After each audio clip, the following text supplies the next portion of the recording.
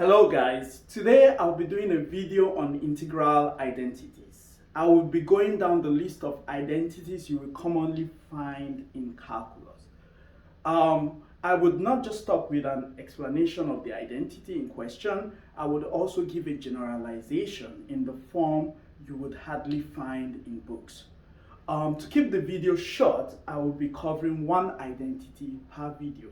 So the first one today will be the integral of x to the n dx.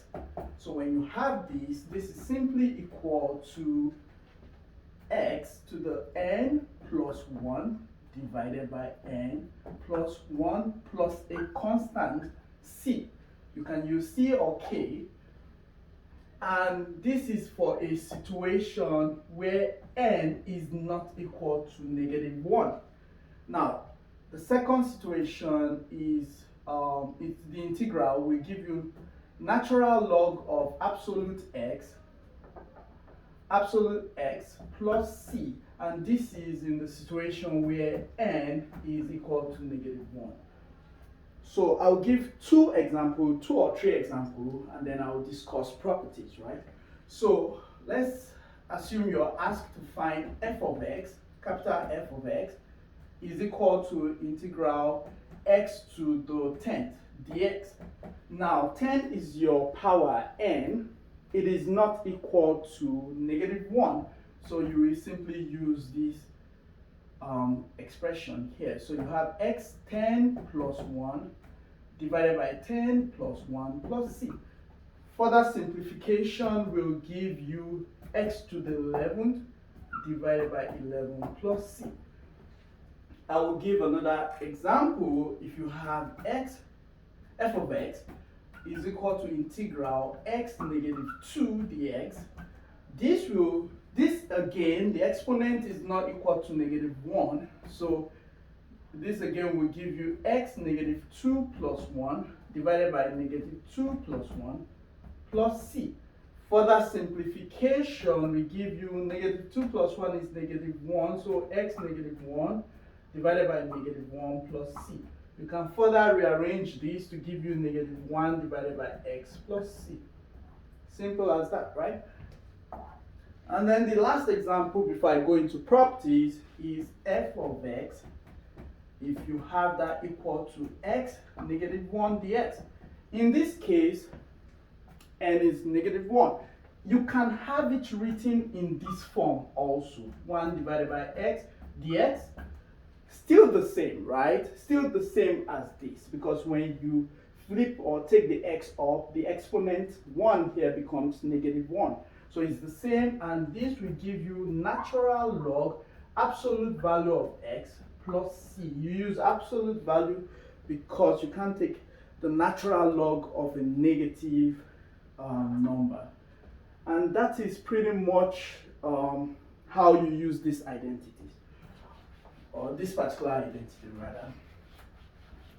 Now, what are some of the properties you need to know of this identity? The first one is if the function is multiplied by a scalar or a constant, how do you use this identity? For example, if you have integral of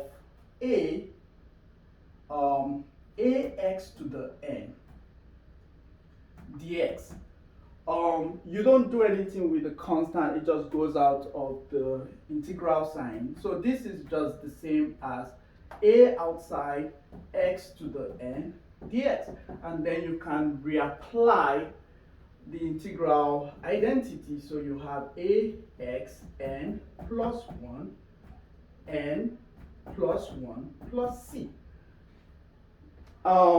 The next property I want to discuss is the distributive property of this identity.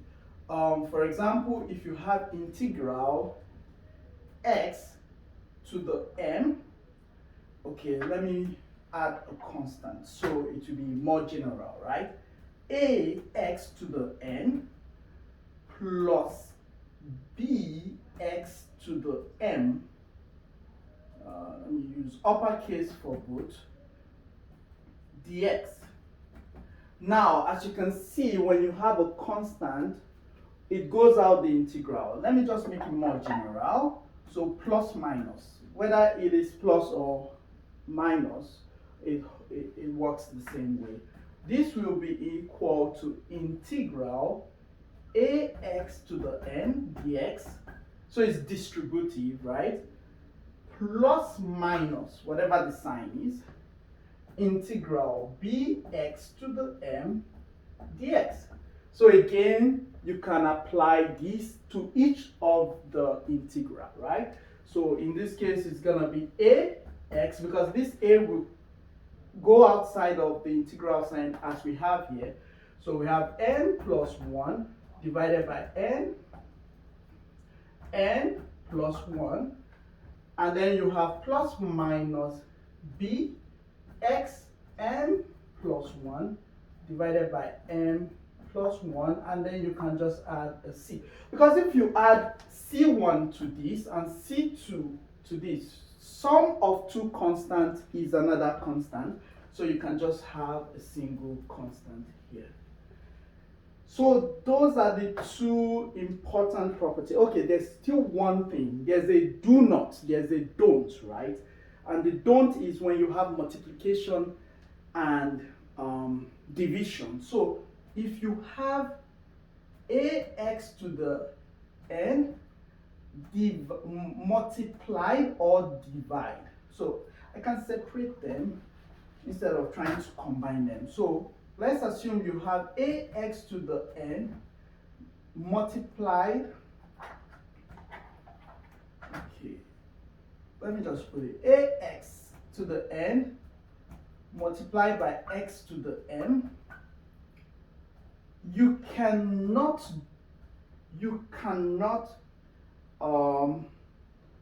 equate this to integral x to the m, sorry, n integral x to the m. This is not true. You cannot do what you did here for for multiplication of two rational functions, or rather division of two rational functions.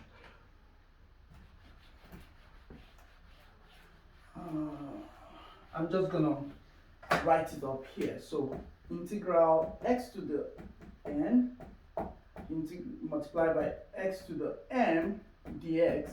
You can't do this. X to the n dx multiplied by x to the m dx.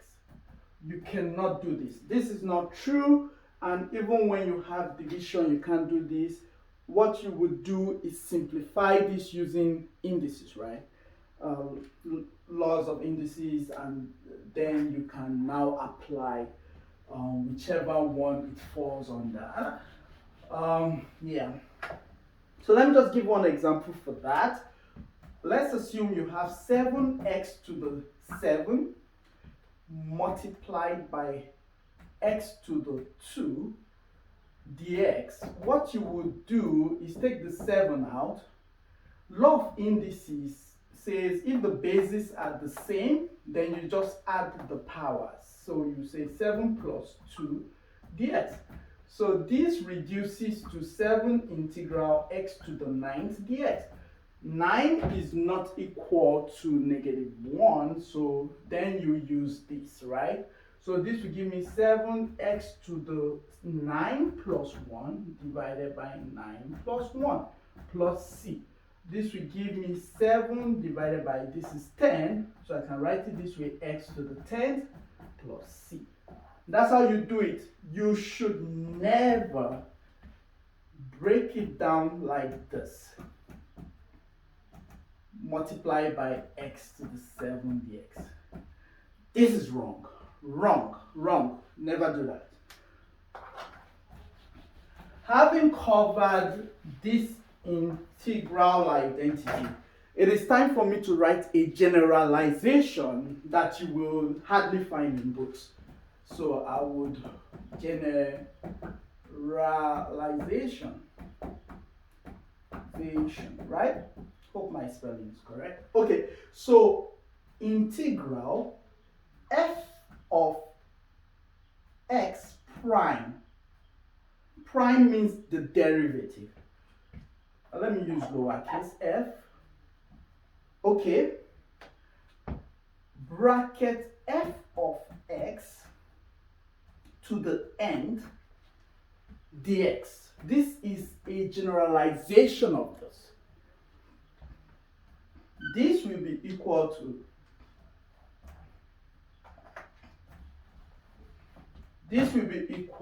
to f of x to the power of n plus 1 divided by n plus 1 plus c. Okay, I don't have enough room because I want to add the condition. So let me rewrite this. So integral f prime of x multiplied by f of x to the power of n dx is equal to f of x to the power of n plus 1 divided by n plus 1 plus c when n is not equal to -1. It's exactly the same, just a generalization.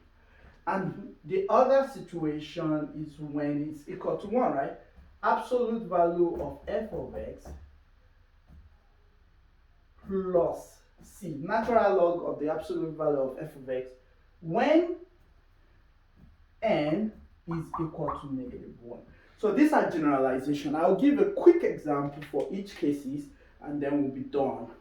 So at the end of the day, I'm going to write the identity and the generalization. But instead of wiping this off, I'm just going to give an example here. For example, if you have integral x squared into x2, let me give a straight up example. So integral 3x squared, right, into x to the third plus 1 to the power of 10 dx. This is an example. Now, this is f of x as defined here. If you take the derivative of this, f prime of x, if you take the derivative of this, you have what? 3x squared. Derivative of a constant is 0. Is the derivative identical to what's outside? So that means this whole expression or this integration can be rewritten as f prime of x, because we just showed that f prime of x is equal to 3x squared, right?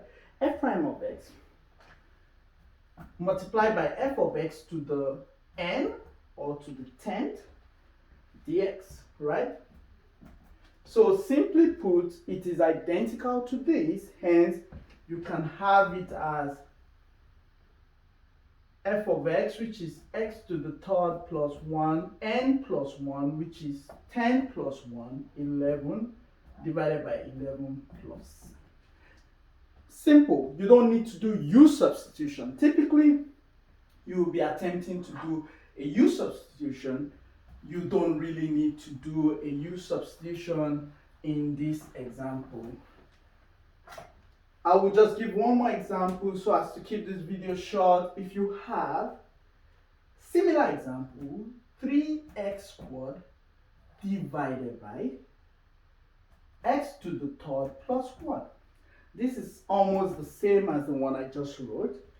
This you can rewrite as integral 3x to the second bracket x to the third plus 1 to the power of -1. Now we know the power n is -1.